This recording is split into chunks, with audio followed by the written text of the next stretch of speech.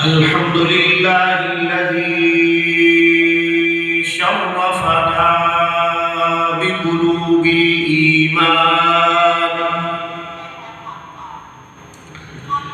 الحمد لله حمدا كثيرا كما أمر، ونشهد أن لا إله إلا الله وحده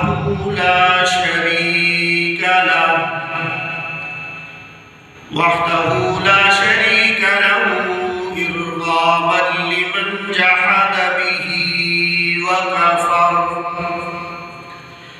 ونشهد أن سيدنا وسندنا ومولانا ومأوانا وملجأنا وقائدنا الأعظم والرسول الأفخم